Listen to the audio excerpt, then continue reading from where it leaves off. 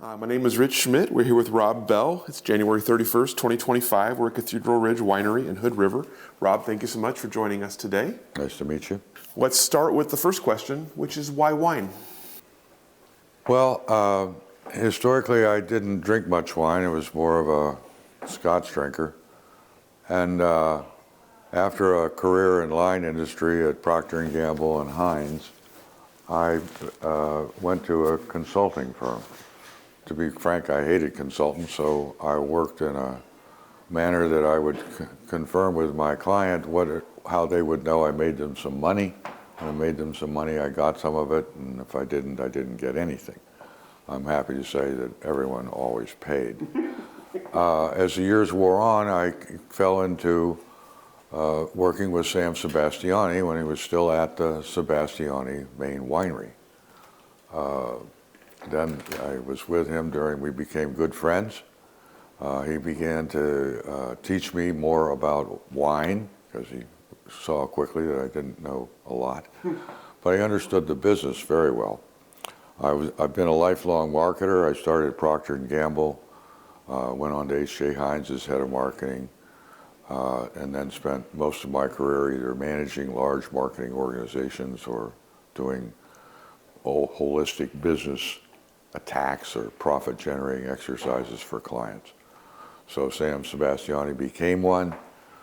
We grew the Sebastiani winery. I won't take any credit. He was a very, very shrewd businessman.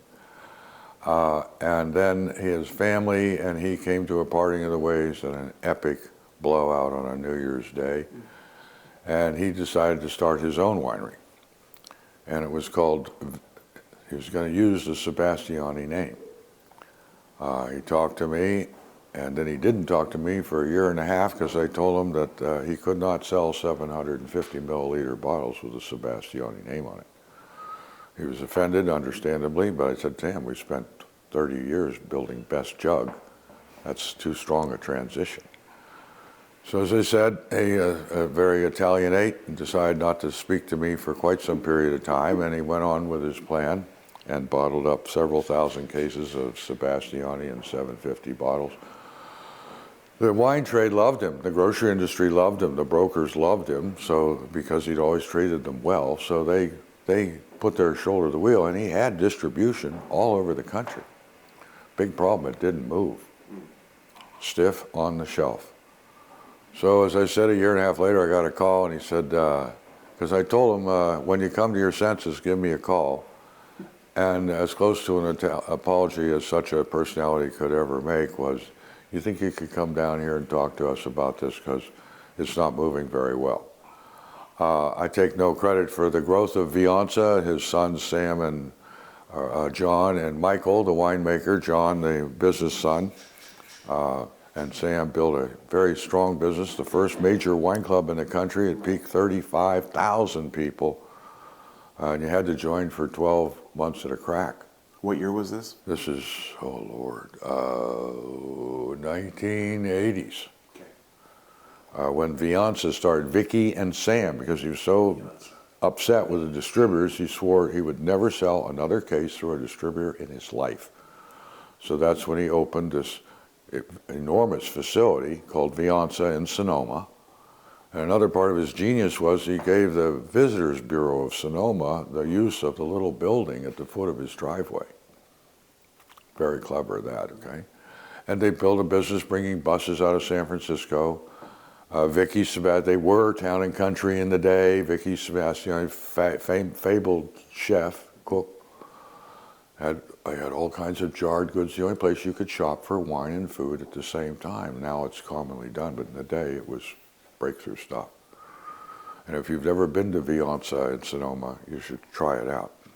So I got to begin to learn a little more about the winemaking process. But what I got from Sam and from a couple of other people in the wine business that I worked briefly with, I got to work with Coppola, Nebaum Coppola. I got to work with Mondavi briefly. And what I carried away from them and began to think about was the respect that they had for the wine. In a very, very old-fashioned mode, if you will. It wasn't some priggish thing. but it was, the notion was it's like judo, which is my favorite.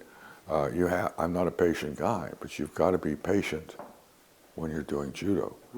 And if you're not patient making wine, you're going to make bad wine.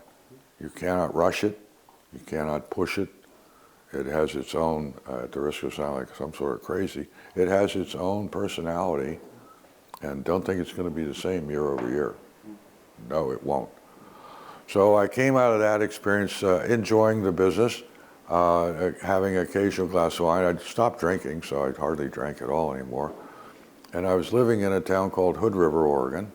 And at the foot of my driveway was a tiny little winery called Flirchinger. Don Flirchinger started it because he had put in a vineyard on the premises of about 4 acres some years before. And he was fried, he couldn't sell his grapes. So he decided to hell with it, he'd make his own winery, make his own wine, and sell the wine. He was the head of Les Schwab here in town, and he'd sell wine out of his trunk down at Les Schwab.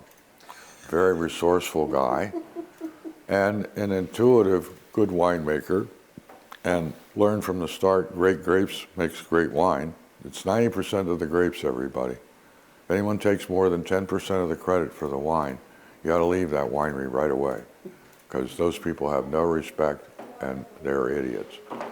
So Flirchinger, this little wine here, and after 9/11 traveling, I didn't have to travel far, basically got down to San Francisco and back, but got to be rude. And I've always been sort of a line guy in drag, so no one tells me what to do. So I decided maybe I would like to have a real business, like a regular person, and go to work at the same place every day and see what that would be like. And Flirchinger's wife, unfortunately, had passed away and was an integral part of the winery. And so one day we broached the subject of would he ever sell it. And a 2-year dialogue began. One day I was the delivering angel to take him away from the sadness of the departure of his wife, and the next day, rat of the world, trying to deprive him of the memory of his beloved wife. So finally we made a deal, and the truth of it is Don agreed to be the bank, or I probably wouldn't have done this. Michael Sebastiani, who was the winemaker at Sebastiani, 3rd, 4th generation, agreed, and is like another son to me, agreed to be the winemaker for this activity, or I would not have done it. I'm not afraid of much of anything, but I knew better than to stick my nose into making wine without a real professional, and that's my MBO my whole career, find the best people, listen to them. So Michael came on board. Flirchinger had a couple of award-winning wines, believe it or not. Andy Perdue and Eric Dagerman had given him a gold medal for his Riesling, I think the first year that they started doing judgings. And to this day, Dagerman claims that, and both of them still think that his Riesling, and I have a few of the 30-year-old bottles stashed back there, and we still make it the same way. A quick sidebar, we are traditionalists here. We get great grapes and we get them in the bottle. We add yeast and 25 parts per million sulfur before we bottle, and that's it. We don't fine, we don't add chemicals, we don't do that. Now, how do we make 26 wines? I think we have 26 wines on the wine bar today, including a 14-year-old library wine every day. There's a 10 or more year old wine open for all persons to taste. And it's how we teach without lecturing. And everybody gets it. She's not dumb, she's your wife. So rookies can tell the difference and they appreciate it. And I'll come back to that later. It's one of the great open opportunities for the Oregon wine scene that everyone's just ignoring. If I were king, every winery in Oregon, in order to be open, would have to have a 10 or more year old wine as soon as they are old enough to have it open for all persons to taste that day. End of story. That said, off we went. I inherited a couple of vineyards from Don, but I got it early on. Michael drummed into me, we had to get great grapes. So I started cruising around, seeing who was more or less good. And at this time, there wasn't anybody out here. We had Hood River Winery, and he's a fine fellow, and he burned down, went away, just reopened. We had Cascade Cliffs, had just started, Chateau Bob Lakowski. And out here, we think of the gorge. It's Oregon and Washington. It is a gorge AVA, so as far as I'm concerned, we sail under the flag of Northwest. It's sort of silly to draw lines on rivers, huh? So, and out here, we can find fabulous Pinot Noir, but being a consumerist from the start, I have great respect for the Pinot Noir scene in the valley. I have great respect for tawny, ethereal Pinot Noirs, but I prefer wines with some substance. We make alpha chick wine here. What's that? Women buy 70% of the wine. They specify half of the rest. You're not going out with me tonight if you're drinking Jägermeister. I'm old enough to say, God help us, but this is the way of the world. In these times, if he's better, she will defer to him. And to their credit, most guys now get it. And if she's better, they keep their mouth shut. She calls the shots. Okay, so we want to blend wine that's appealing to female persons, okay? And we didn't go after judging from the start, but if you do a good job, you'll always win medals. So our wines are designed to have, what's alpha chick wine? Well, woman as man rolls on. So they get to carry guns and shoot people now. Isn't that cool? So they want big reds just like the guys as they thump their chest. Only big red for them is somewhat different than guys. Isn't it interesting that these liberationists have this chauvinistic twist? But that said, big reds for women have big nose. If it doesn't have a big nose, stay home. Big mouthfeel, weight in the mouth.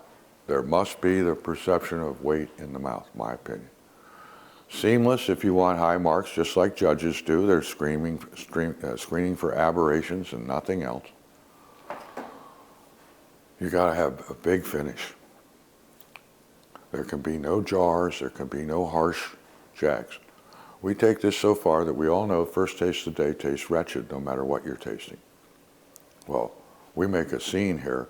We tell you, the first taste you're going to have, you're not going to like it. We prefer you spit it out. And everyone looks at us like we have two heads. Why are you dumping on your own wine? And they all sip it anyhow, even though we told them not to. And they make a moue. Ooh. We say, now taste it again. You're going to love it. And they do. And fish is on. This is the way our women, it's all women here, are obviously honest women, but now you're twice an honest woman because you just told me to watch out for your own wine. We should all understand this instead of plunging into the glass and immediately making comments. It's somewhat fatuous. So the opportunity out here, Donna was already into Riesling. It was 80% Riesling when I bought a tiny little winery, 1,500 cases. And you bought it in 2003?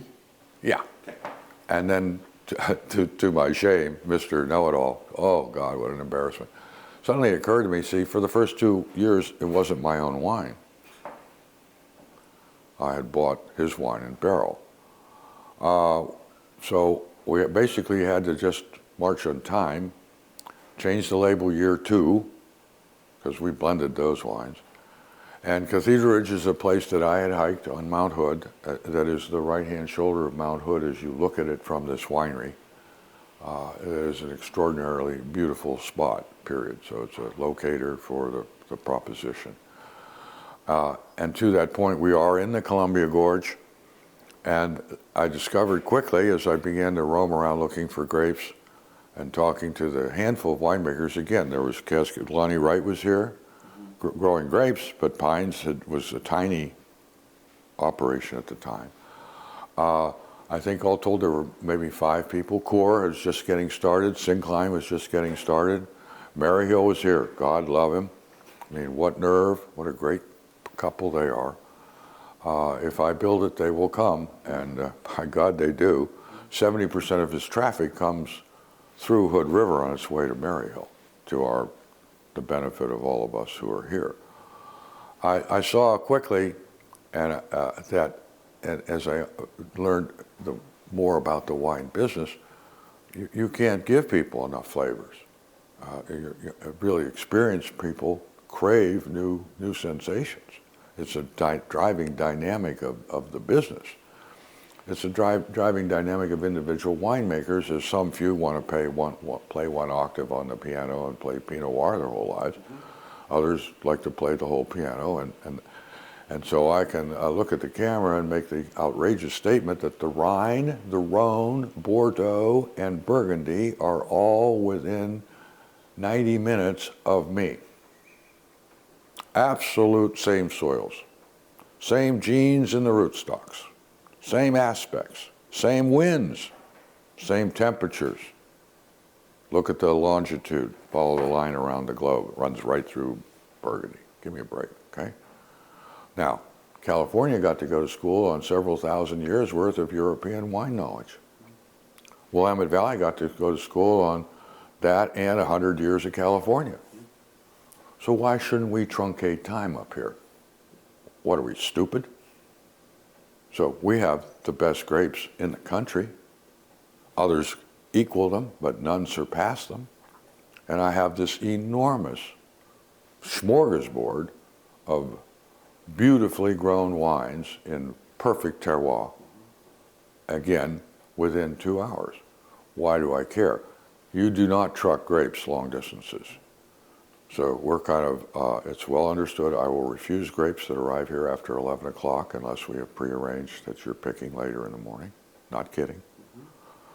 I'll tell you the story. The guy came in year 3 to test me, and I've been in the food business my whole life, and he had his little trailer and pick-em-up truck out there and 6 bins for me.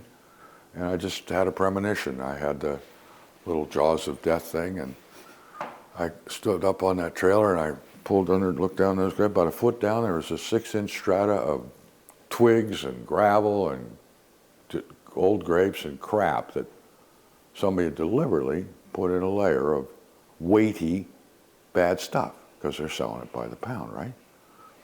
And the guy's sitting in his truck there, and so I go over the next bin, and I look, and damned if it isn't the same thing. So I went back and got on my little thing, and the refuge of the small man is to appear psychotic. So I began to make very jerky motions with the forklift, like laugh-in tricycle, okay? Picked up the bin, raised it over the cab of his truck, and dumped 1,000 pounds of grape on his truck. I slightly misjudged the effect, as it did, the whole roof dumped in, but it pushed right out. The passenger side window flew out, and to his shame, this 210-pound man made a shriek like a wounded rabbit and fled out the passenger side door. I dumped the bin and began to go, and I picked up another one, continued my psychotic motions, saying nothing. He's saying, Jesus Christ, please God, don't. I said, look, you got 30 minutes to clean this shit up and get out of here, or I'm torching that truck, and I'm going to be happier if you're in it. Do you hear what I'm telling you? So the word got around, and I guess it's understood you probably shouldn't do that if you're going to bring grapes here, okay? So I take no pleasure in that, but we had a point to make. And we have very good relationships with our grape growers, and I trust them to tell me what's their best stuff. How arrogant would it be of me to assume that I know more about their grapes than they do? So here again, if you show respect for them and their craft and find your way to grape growers that have that perspective as opposed to I'm growing alfalfa here, you will be rewarded. And I learned this from Bob Rakowski at Cascade Cliffs. It's brilliant.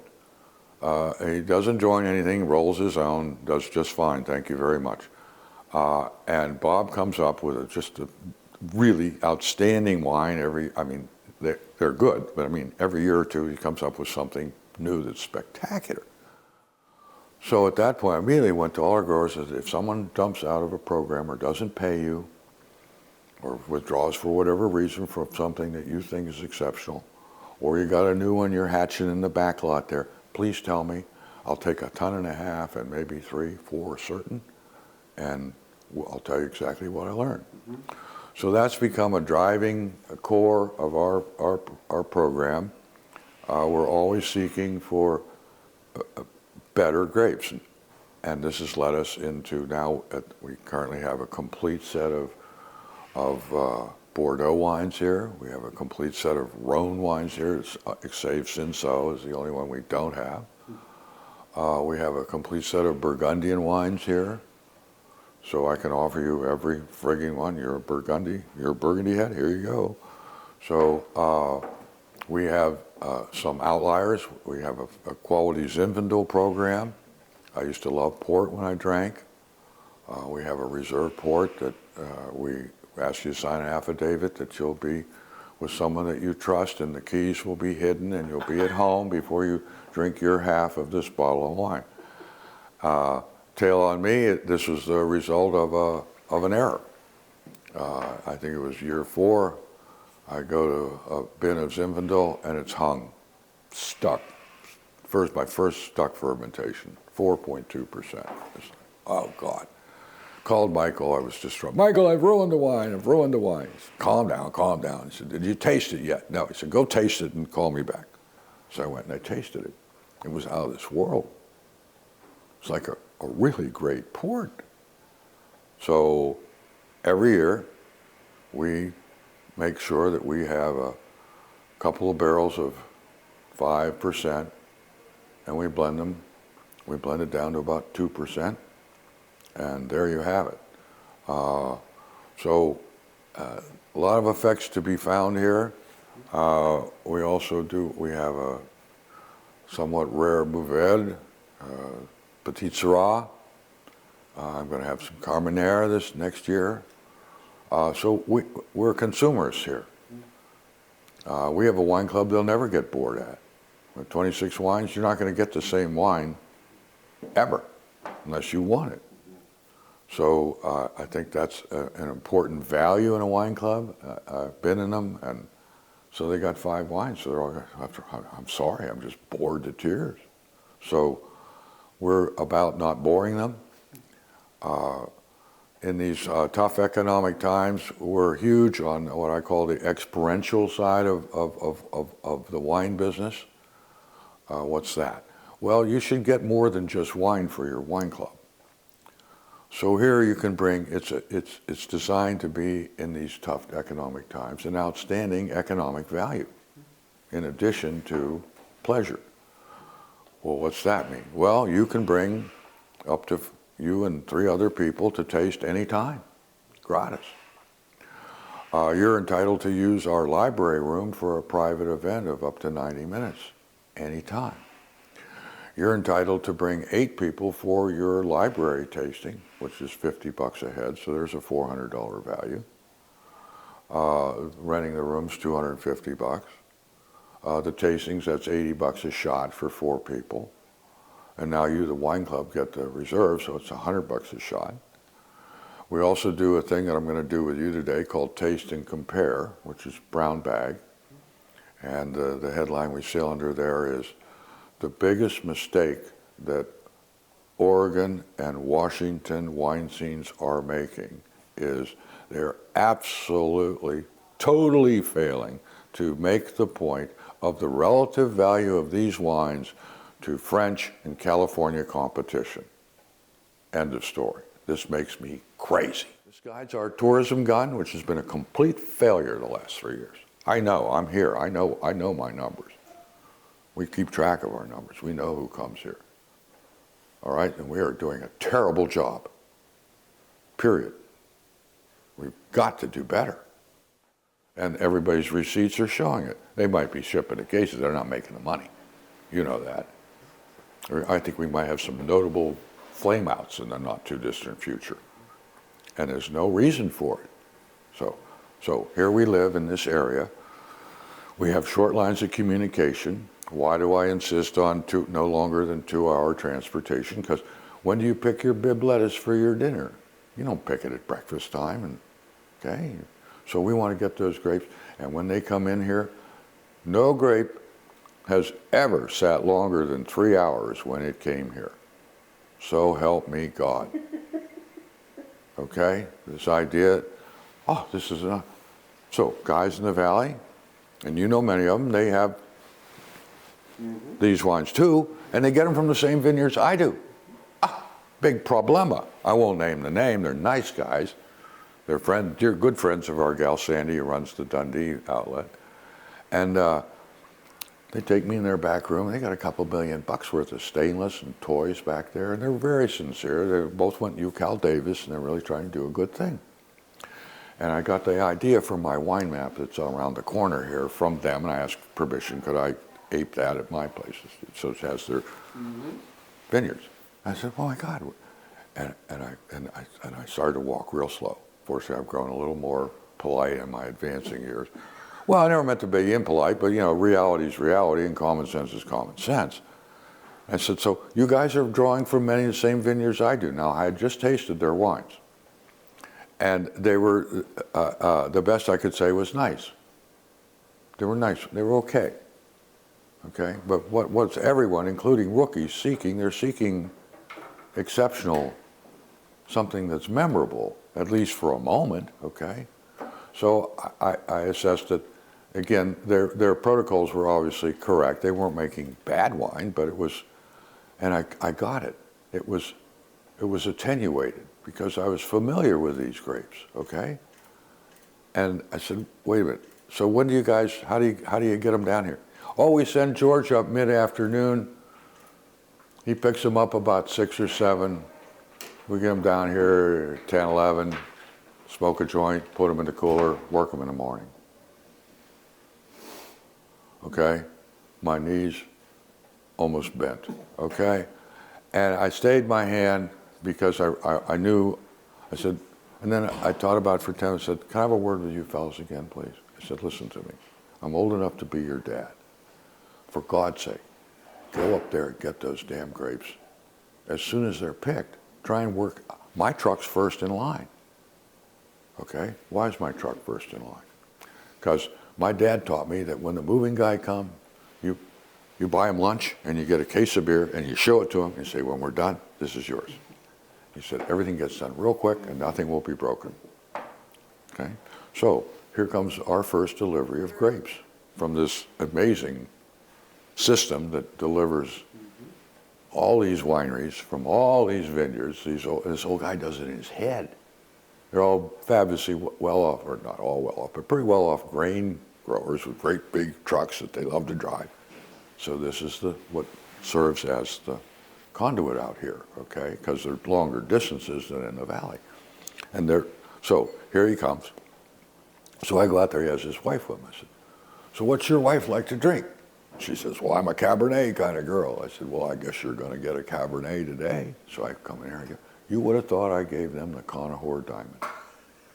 He'd been doing it for 14 years, and this industry is such a bunch of stingy, skinflint, penny-wise, pound-foolish fools. They'd never even seen a bottle of wine they didn't buy themselves. Now, you want to know what my reward is? We're first in line up there, or second on a bad day.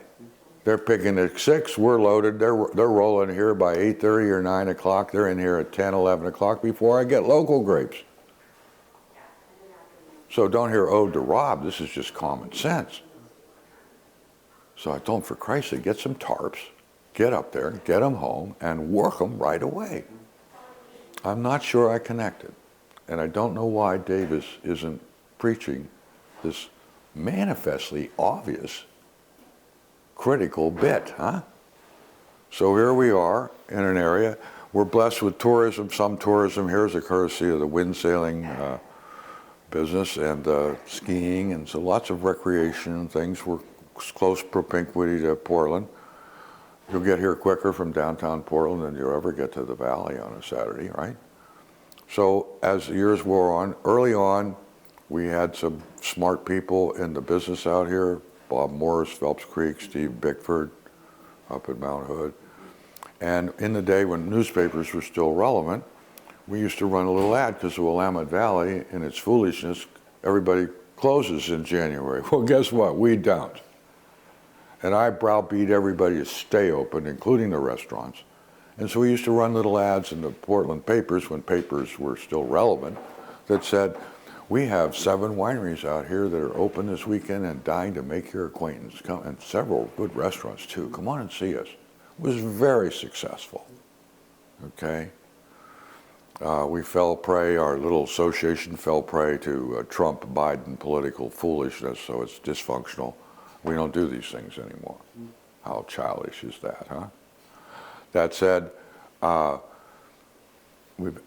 wine business has gone down the last year and a half in traffic and money. We're going sideways out here, which is a blessing, but it's tough, cruel time in the wine business. We're optimistic that traffic will return when the economy improves. It's been a lot worse than most people realize. And I'm optimistic that it will improve. I think that the wine industry trends, a brief comment on that, I mean, statistics are statistics, but I've seen these numbers before. And each generation, unfortunately, due to the complete failure of the school system, is taking 2, 3, 4 years longer to grow up. Okay, so these Gen Xers, they're so self-centered, they don't hardly start socializing until in their late 20s.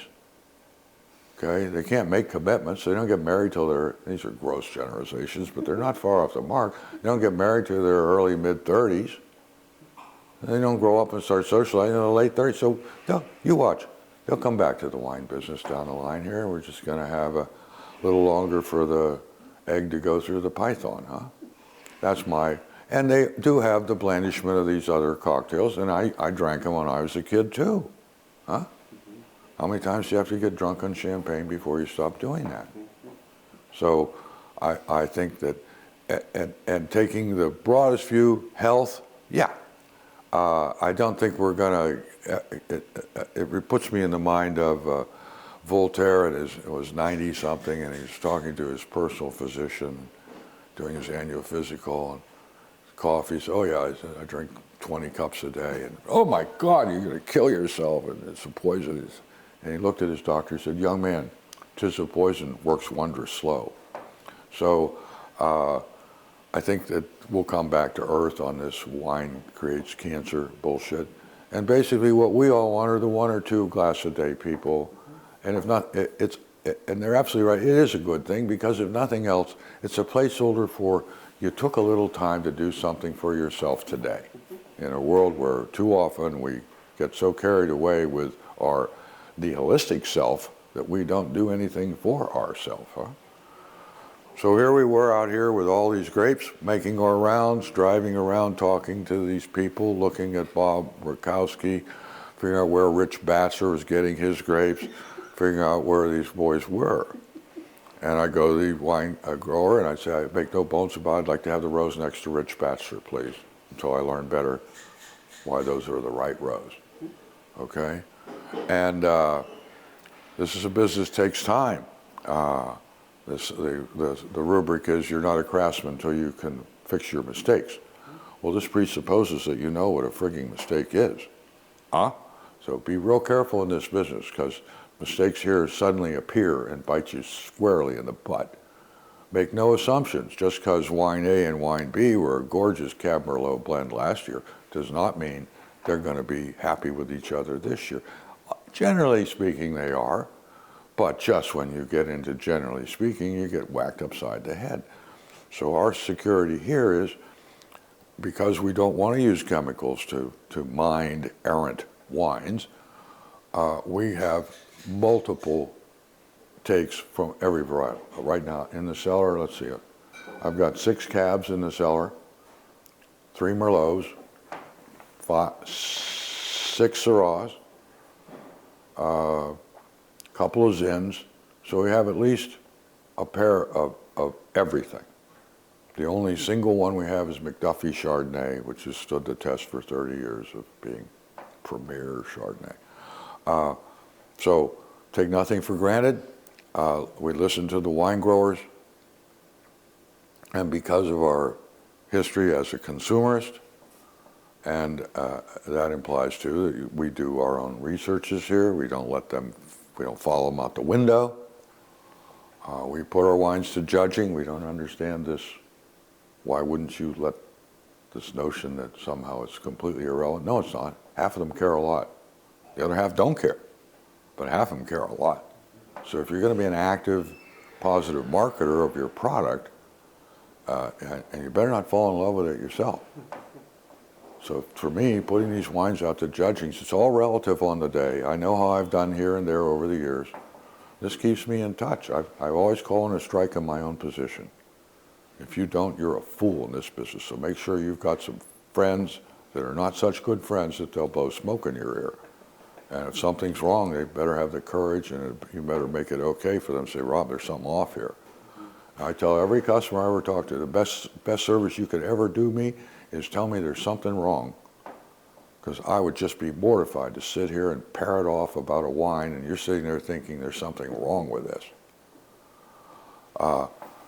To that end, the consumer practices that we adopt here, and again, I'm not trying to say that we have the only way or the best way even, but we seem to have repeat progress. We're not the biggest winery, might sell 6,500 cases this year. Half of it's the wine club, God love them. We just started new seasons. We now have 5 or more varieties in 21 stores. So we'll see how that plays. We're still just finished our demos. So we're just doing our TPR. So we'll see if we can, and that's the field that my son and I have played in our whole lives. We have a number. If we hit that number, it's a good thing for us. I'm not going to distend my production or grape purchases to chase low profit wine. We're nestling in about mid-30s. I can make an okay buck on that. It's as low as I want to go. So we'll see how if that'll, and it's a simple business, as you know. If you're paying your bills, then it's all variable after that. But until you are, it's a cruel son of a gun because you're underwater and you cannot get a breath. So it's, wow, yeah. It's we were well out of the mud and we sank back into it along with everybody else with this pandemic. Gave everybody a lift, as we know, but the last 2 years of the economy have been absolutely ghastly, especially for the very idea. I've watched consumer numbers my whole life, and to watch, I don't know, you're familiar with this service, what's it called, Community Benchmark? Mm-hmm. Oh my God, in August, it fell off a cliff. Minus 11% in visitors and 13% in money across 8 regions, only Lodi being the exception. Why Lodi? Think about that. I know why. It's midway between San Francisco and LA. It's a cheap vacation. All of a sudden, those fat cats, they're not going anywhere. Rich people get rich, some of them by being stingy. And this year, I heard right in this room, oh no, we're not going anywhere else today, honey. We're not going to go wine tasting next weekend because by the time we do lunchy poo and shoppy poo, we're out $500. Let's put it in the Christmas fund. This is from a guy who I know has a personal net worth well into the millions. So, and the poor people always bug out first. And then the strangest phenomenon of all, we had an index of wine club visitors of 70% versus a year ago. Why would loyal, still extant wine club members not? That's how stiff this recession was, everybody. Wake up and don't listen to this bullshit coming out of Washington. Wow, what a bunch of liars, okay? So that said, I'm hopeful that we'll have a better economic future. Here in Oregon, it's going to be kind of tough. We've got a low birth rate because we have not enough people that marry and have children. That's not a polite way to put it. And we're in an economic straitjacket here. The unions rule the state, and they're just, why does ODOT need more money? But I can't go there in an interview. So lots of grapes out here. We find that people enjoy being exposed to the other grapes, but we've learned to do that by when they check in, we sample them on the wines they likely have not tried before. Because once they're in the room, what do we all do? We taste our tried and trues to have a relative gauge on this new experience. Oh, I'll try your Cab, or I'll try your Pinot, depending on your predilection. Well, we finally learned now you're going to get that Cinsault, you're going to get that Petit Syrah, you're going to get that Mourvedre out there. Oh, wow, this is really cool. And here again, we teach without preaching, without lecturing. Just, here, try some Mourvedre. Oh my God, what? And then, if they want, we can engage them, okay? So that's our bag here. And And I'm trying to be a little pool of tranquility in an otherwise frenzied and screwed up world. And I think every winery should be that, because that's the mindset that they're bringing to it.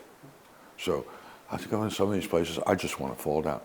Jarring colors, frenzied music, slovenly looking people. What is wrong here? So, you know, I would be strong to support that the wine board pulls its head out of its butt and says, let's do something real. What do we say we get Linfield College to help us design, sleuth out, and promulgate best practices for the marketing and service of our customers in the wine business? Please, Christ, could we do that yesterday? You got a whole fucking university and program there. So I'm serious. You know, declare victory and leave the field. What? So I can see the presentation now to the wine board. We have a definitive program here. We will take one of each of your people into this program, $1,000 a head or whatever is appropriate. But you know, you're not doing this for your health. But it's time for the wine industry, my opinion, to get it that we will always applaud our diversity across whatever fields people care to declare. That is the nature of the business. But insofar as greeting, serving, and representing the Northwest wine scene to the public, we all have a responsibility to play our part so we can all grow. This is a happy. This isn't Hitler talking. This isn't the rule. This is common fucking sense. All right? Tell your people to wear something so they know who the hell's the help here. We've all been there. Is that our girl?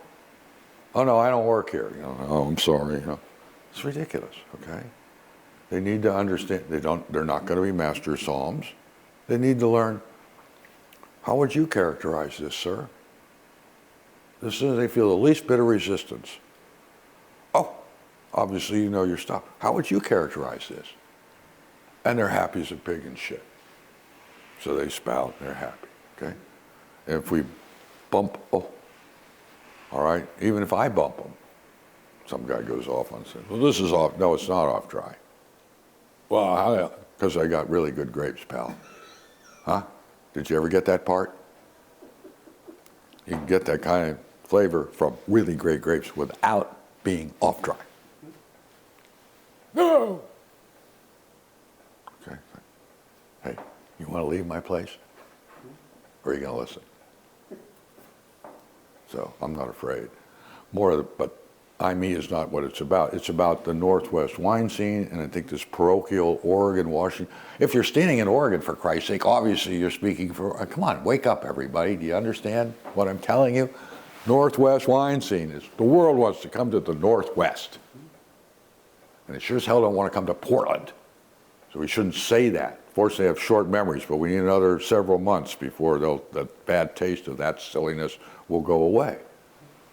So, Northwest. Now we can all play our own riff, but be moving the ball ahead, moving our own ball ahead. Otherwise, you're just a little pimple on the butt of progress, no matter who you may think you are. You're just one winery.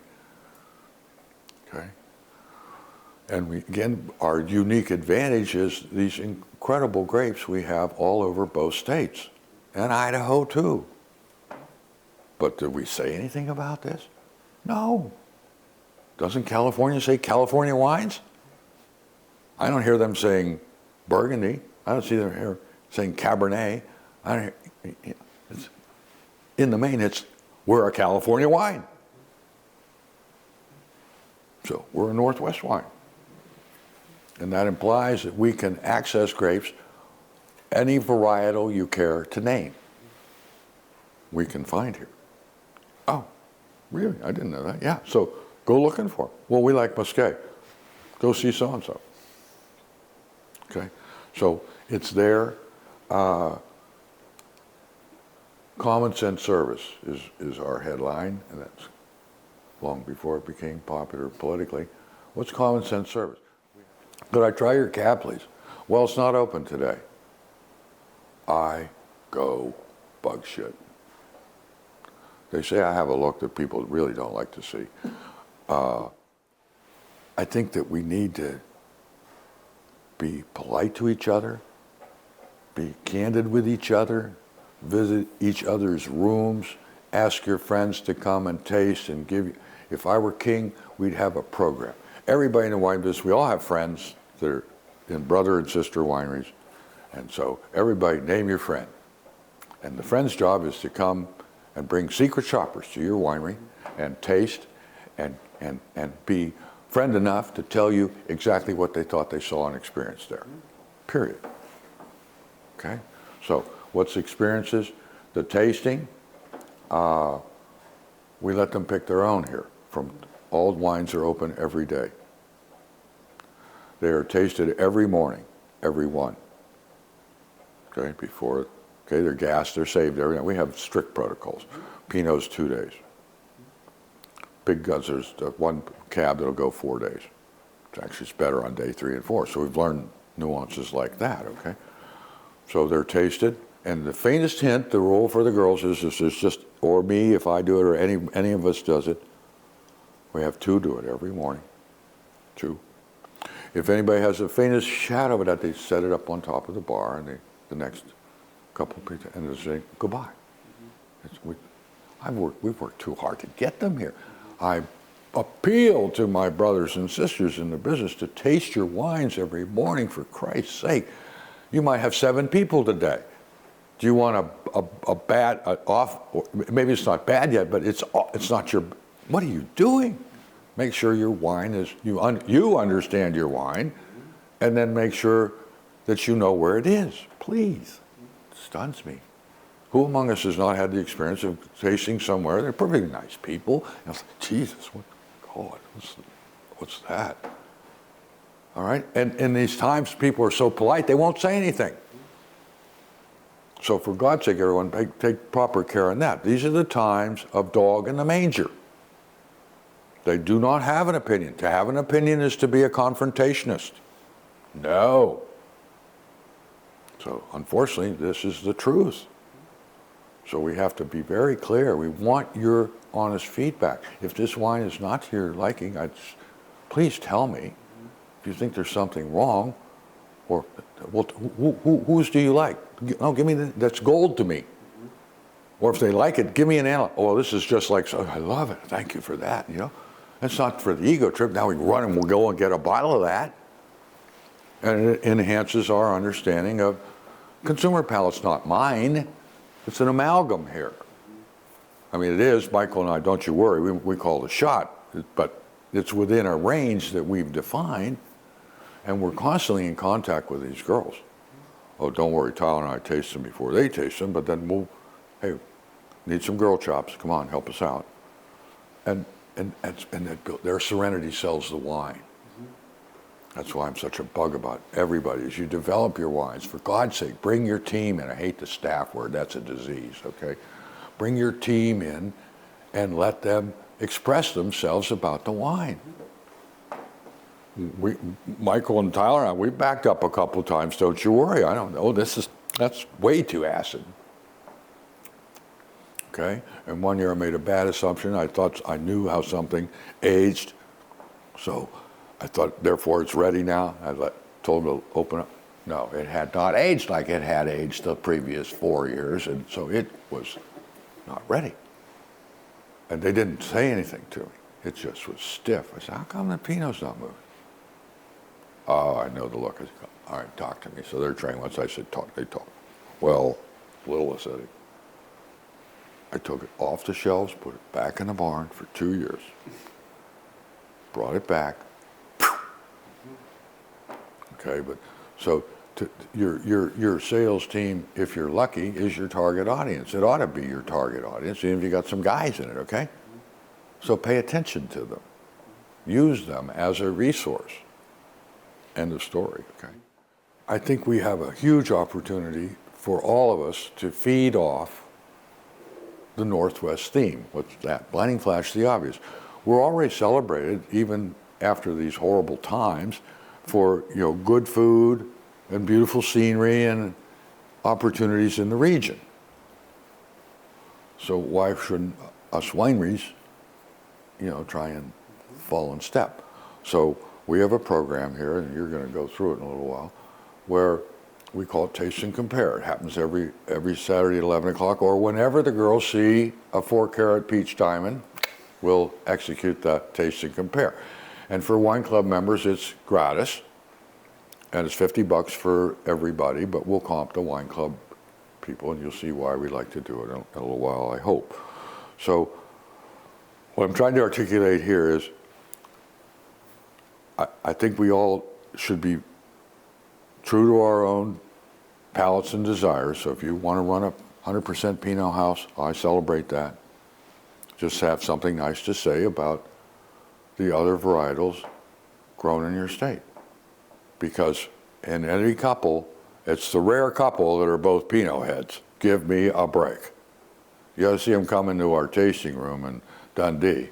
Oh Christ, a cab, thank God. Can I have a taste of that, please? Come on, everybody, wake up. So for those of you who want to run 100% Pinot, go ahead if you're that good.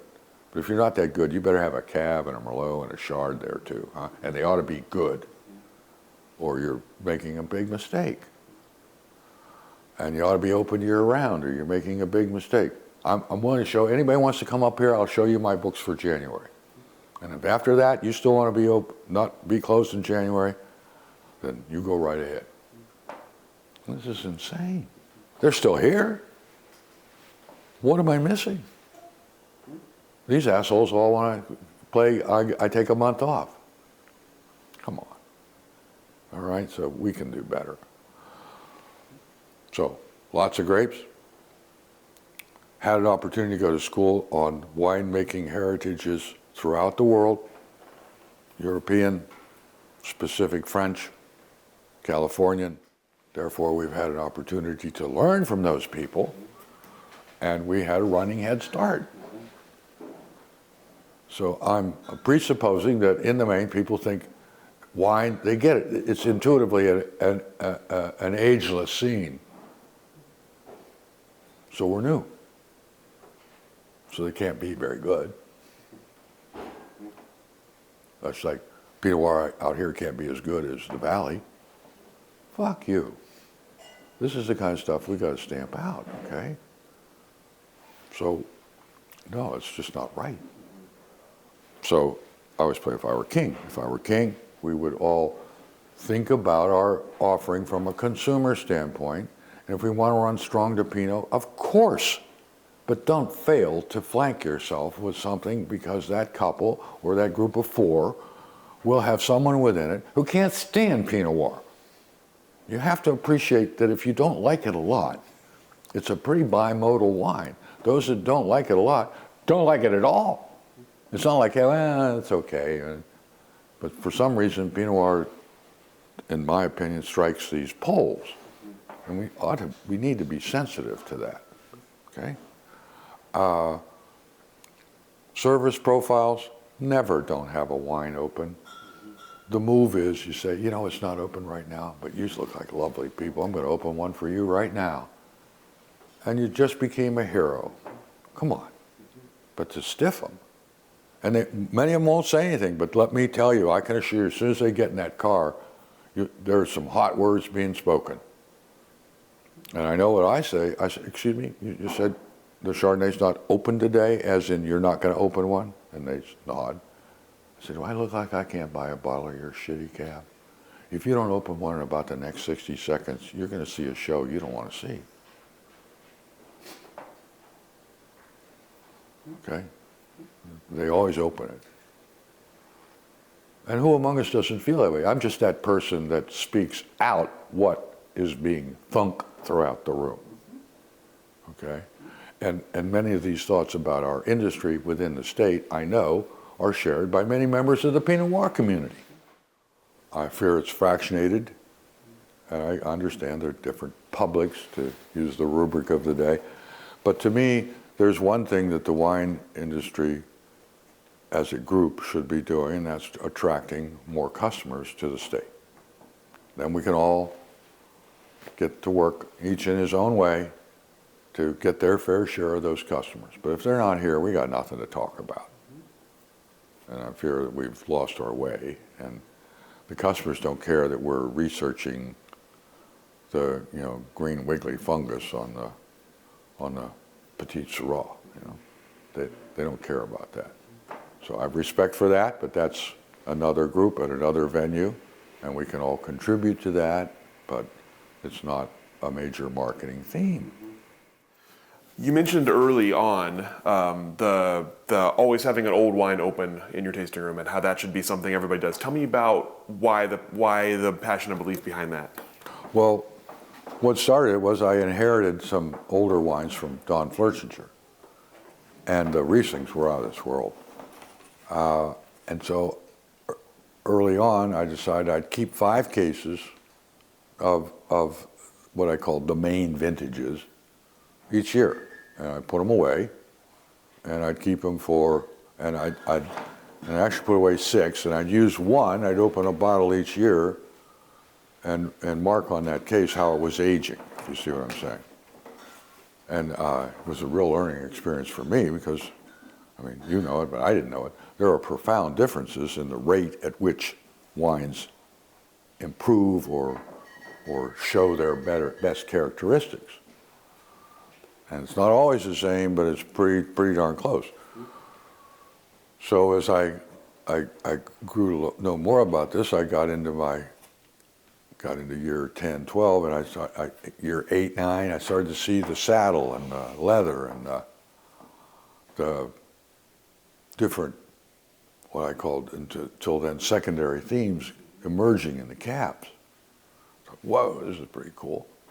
And I learned from some mistakes I made what caused them not to.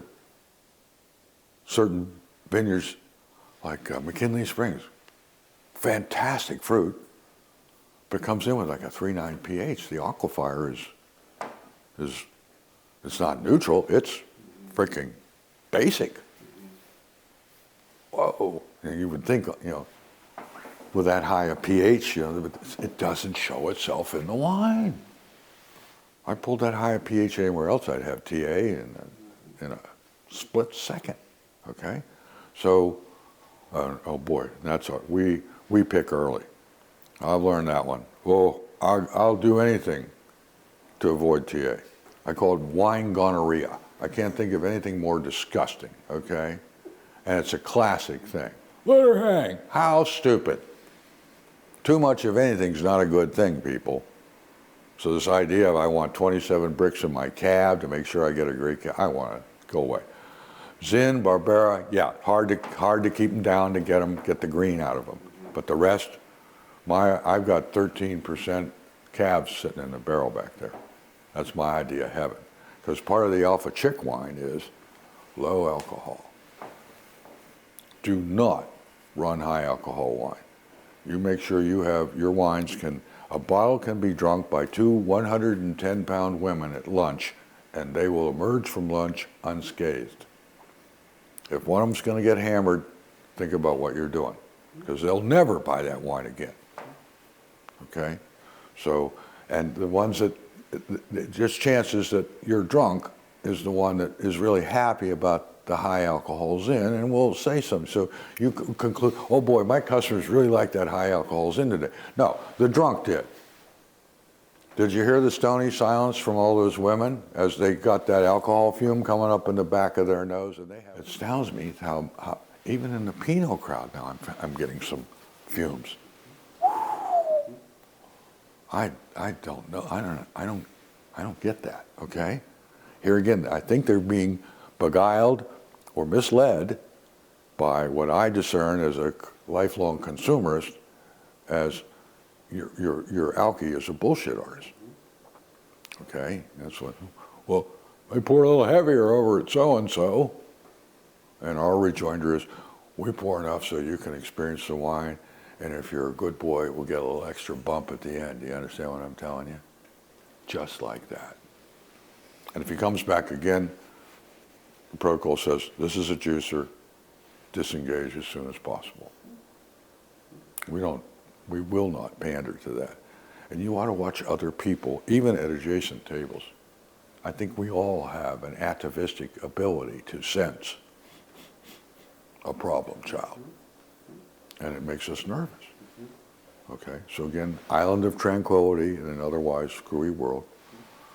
We exit interview them, okay, and we're not far off with this art thing. These are local and regional artists. It's changed every quarter.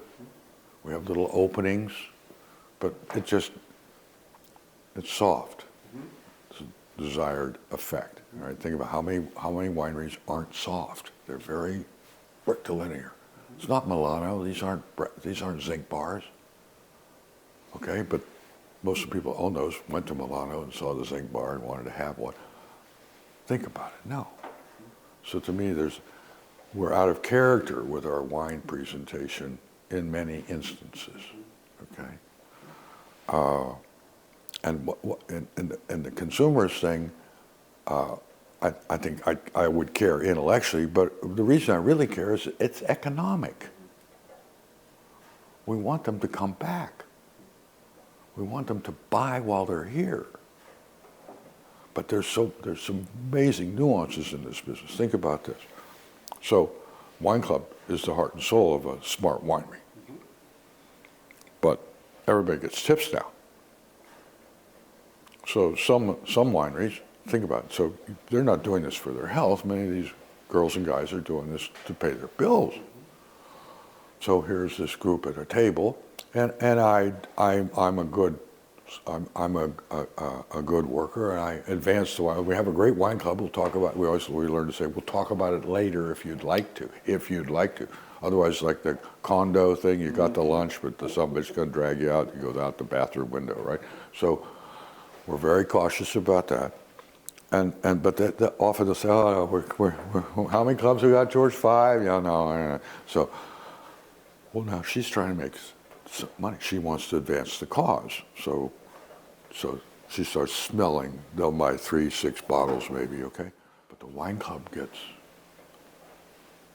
not talked about again. Because often they have no commissioner, or very timid commission. Okay, so we changed it here. Now, you sell a wine club, everyone on the shift splits $50, and the perp gets a bottle of wine. This is assessed by the girls as about an equal reward for selling what they figure they'd get in a tip. For half a case of wine here would be $250. So they get a $50 tip. Bingo. So now, and the result was our conversion ratio improved 1/3 in 3 weeks. Because we had just forgotten this essential truth, and John and I had advanced the tip regime without similarly advancing the wine club. Okay, so there are nuances within nuances here. That's what's enjoyable. That's what's fun about this business. So I guess at the end of the day, what I'm really trying to communicate is, even as my cohorts are so often truly devoted to making the best wine they can, if they want to make the best wine they can, and if they want to deserve the best wine they can, then they need to treat it like it's the best wine in their marketing and presentation at their winery. So it follows as the night to day, pros work on their relative weakness, they don't work on their strengths. So if I were king and funded by the wine board, I'd say, we're taking a year off on winemaking. We're going to spend 1 year 100% talking about wine presentation, marketing, and sales, so that we can all survive to have a more prosperous day. Because part of the reason I believe the wine business is off in this state is we really aren't doing a very good job of marketing it at the individual wineries. We are doing do you know, I challenge you, you're in the business, go to the Oregon Tourism website and see how many clicks it takes you to find a goddamn winery. They don't even mention it. Seriously. How can you go to the tourism site for our state? There's nothing about wine. It's not good, guys. I thought we worked with those people. Who's working with them? They're not doing a very good job. Okay, I think it's time to get up on our high horse because that money's just being wasted. And I know what I'm talking about, okay, period. I've seen this about 20 years. When I first started, we had a very good tourism campaign. My God, my rate, we went up 40% one year. That was the year we got Oregon Winery of the Year, thank God, okay? But we had a compound growth rate of 12%, okay? And local growing about 6%, so perforce, these were tourists. Bingo, off like someone turned a light bulb. Pandemic started, but they've completely changed the marketing approach to our tourism, both City of Portland and State of Oregon. Please, somebody go take a look at those sites. And if I'm Linfield College, I should have a lot to say about what both of those sites say. I'm a professional educational institution. I have a strong minor in wine and wine studies. We even have a tasting room, for Christ's sake. We have a view about what attracts people to the state because we talk to them. People want to be able to, if you can't discuss something with a friend over a glass of wine, what have you got? Nada. And we got to remember that from time immemorial, we are that signal, that sign, that context, that moment of sharing. No swords, no knives, no guns. Sharing, peace, enjoying.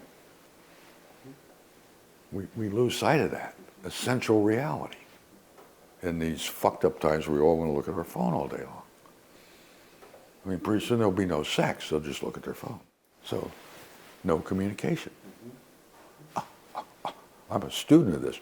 You ought to see the cross communication that we generate in this room. When we do this taste and compare thing, we'll do in a little while. We have it behind red velvet ropes over in a little corner. So, who among us is not? What's going on over there? Oh, that's our taste and compare. What's that? Well, it's our way of showing the relative value of Northwest wines to Frog and California competition. Oh, really? I'd like to do that. Isn't that fun? And people, we never lost the ability to share an opinion about a wine. I put dogs and cats together here. I know screaming Trumpers or screaming fucking commie liberals. And they're okay there. Sooner or later, you should hear, this is a living focus group. And that's the other thing I'd tell everybody. Use your ears and your, I'll never forget this. Michael first came here. He said, when you run a winery, he said, you use your nose and use your ears. Unfortunately, I was polite enough not to, well, now I get drip, drip, drip. Oh boy, you learned that one, huh? What do I smell, okay? So I think we need to use our ears in our wine tasting rooms. And I can tell you with absolute conviction that my compatriots don't do that. They're not, and it's not their fault. They weren't, I spent my whole career as a marketer, listening and interpreting what I call the waterfalls of their mind. What are they thinking on their way to making a purchase? This fascinates me, okay? And there, again, those nuances here I love. They don't do that.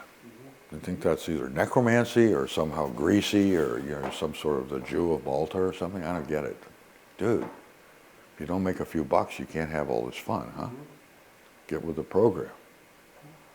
And support your brother wineries. And that's why, like, if I were king, library program. Everybody. Everybody takes an oath. They will open a bottle of wine if someone wants to taste it. No, I didn't say you had to have it ready for them. Just, good God, man, wake up. Give them what they want. They will at least buy one bottle of that wine. I guarantee it. Oh, once every 5 years you might get a real jackass, but most of us honor that contract. Huh? So I just think we're doing a poor job of it. If I were king, everybody'd have to go to Linfield. I'd probably have one at OSU too, just to keep the peace, for a wine retailing 101. How to hire them, how to train them, how to dress them, how to speak, this is not nuclear science, but you know better than me how bad some of them are. I mean, they're so far outside the box, they don't even know there's a box.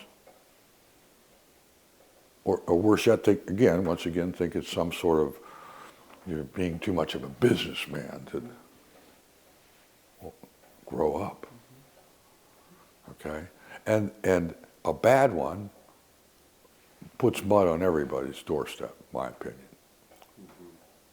Okay? Especially in these times where we want to nurse the young ones into joining this activity. And certainly not gives them reasons by being unctuous. You're under 30 now, the school systems have trained them to never ask a question or have an original thought. So they don't. They're tabula rasa. Okay? And here they come, and we're not doing a very good job with them, because the interesting dichotomy is the very ones that I'm decrying for not having a sufficient understanding of their consumers are almost without exception the ones that are in there braying endlessly about technical shit or their ego trip, which is really offensive to the customers. You know the type I'm talking about. Got in there, wave his weenie for 10 minutes, and those two kids, they're not coming back to the wine scene. Maybe we have one guy out here who's really good at it, and we had last Saturday we had 3 different groups of persons under 30 remark that they would never go there again. They're talking down their nose. It felt like they were being talked down to, being lectured, and those are dirty words for these kids. Opinion, lecture, thought, dirty words. I'm sad to say this, but they are.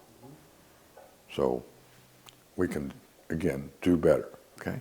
So to summarize, I think we are so fortunate here to have these incredible surroundings, the incredible grapes, the incredible growers that deliver those grapes. There are an enormous number of really good ones out here and good institutions teaching them how to do it. I don't think our winemaking, frankly, up to our grape growing yet. Okay? We do have a strong cadre of devoted winemakers, many of whom have attended Davis, and many of whom are, especially in the Pinot Noir realm, doing a superb job. We have some outliers, Peter Rosbeck,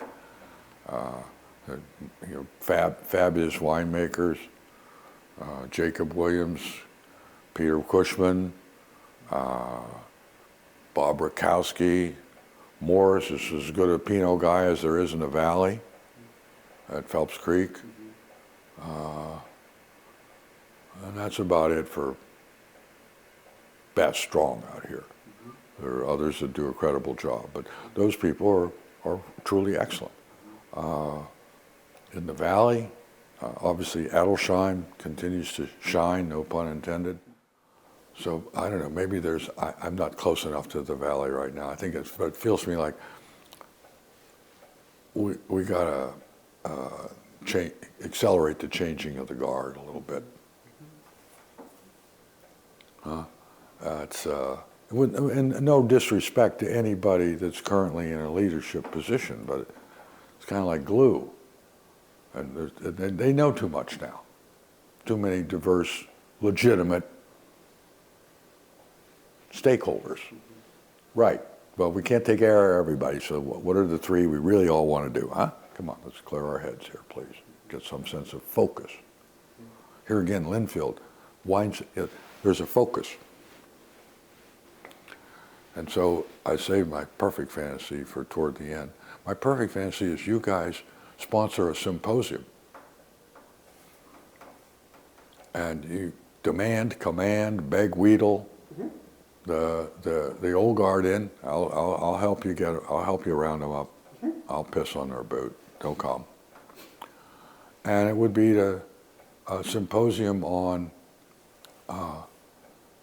and they call it mid-course correction. They're always open to mid-course corrections. You know, it's hard for a guy to think he's totally wrong. No, just mid-course correction, okay? And so the symposium would be mid-course corrections for our wine business. I can think of a better handle, but that's the gestalt of it, okay? And it's a forum, and we have wine and cheese. You follow me? It's an educational, social forum, which you guys could uniquely design. I know, I can see it in your face. You know exactly what I'm saying here, right? So it's 3-4 hours of fun. Old-fashioned like it was 30 years ago when there were a bunch of stoned hippies. They'd get fucking bloked out, sit there and drink a couple of bottles of wine, talk story. I saw them. With my own eyes. Come on. What, everybody think they were fucking WCTU or something? Come on.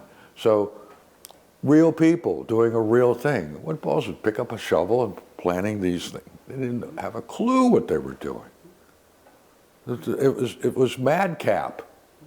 No one gets quite that note. They were nuts. They were serious sometimes, but there's also a madcap element to that entire happening, huh? So, I love Adelsheim. He's a magnificent governance guy. I mean, you could put him board of any major corporation in the world.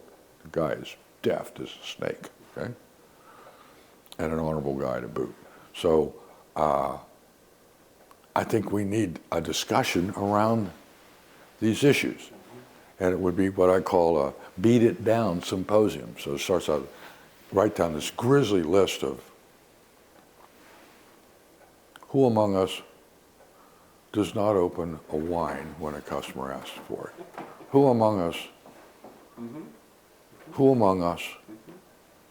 who fails to show their treasured library wines? What, are you keeping them all for your daughter's wedding? Who among us fails to experiment or build their portfolio? Who among us comments favorably on brother or sister wineries' alternative varieties or programs to ours? All of us, if we are a Pinot house, we should be learning about who's got the best cab down here. Because that guy's wife loves Cabernet. He just bought 2 cases of Pinot and she's got a puss on her face. And so, hey, you know what? You like cab? I'm calling down to so-and-so, telling you coming. They're going to get their best cab out for you. Thanks for coming. The power of, you can say things about me I would never say about myself on my most audacious day and vice versa and be more credible.